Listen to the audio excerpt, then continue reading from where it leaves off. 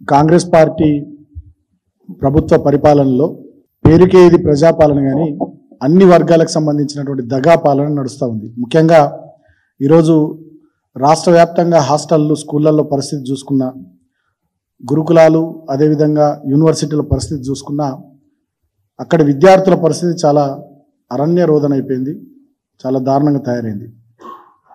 ముఖ్యంగా ఇవాళ కూడా చాలా పేపర్లలో వచ్చింది, సుల్తాన్పూర్ జేఎన్టీయూలో చట్నీలో చిట్టెలకు వచ్చింది. అదేవిధంగా మొన్న కొమట్పల్లి హాస్టల్లో ఉప్మాలో బల్లి పడ్డది. అదేవిధంగా భువనగిరి సాంఘిక సంక్షేమ హాస్టల్లో 20-30 మంది విద్యార్థులు కలుషితాహారం తిన్నారు. ఒకరిద్దరు కూడా మరణించినటువంటి సందర్భం మన కళ్ళ ముందర ఉన్నది. సో హాస్టళ్ళు గురుకులాల్లో పరిస్థితి, అదేవిధంగా యూనివర్సిటీ క్యాంపస్ హాస్టళ్లలో జేఎన్టీ లాంటి సుల్తాన్పూర్ క్యాంపస్ హాస్టల్లో కూడా అటువంటి పరిస్థితి ఉన్నది.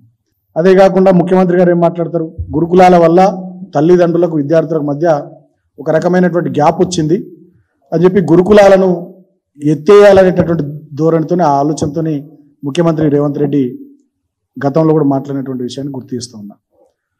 అదేవిధంగా యూనివర్సిటీలు 2 నెలలుగా యూనివర్సిటీలకు వైస్ ఛాన్సలర్లను నియమించాక యూనివర్సిటీలు అన్నింటినీ కూడా నిర్లక్ష్యంగా మొత్తానికి వాటి మానన వాటిని వదిలేసింది. అక్కడ నిరుద్యోగులు, విద్యార్థులు, యువతులు పోటీ పరీక్షలకు ప్రిపేర్ అవుతూ డిఎస్సి కొన్ని రోజులు వాయిదేయాలి. మొన్ననే మీరు టెట్ నిర్వహించారు కదా.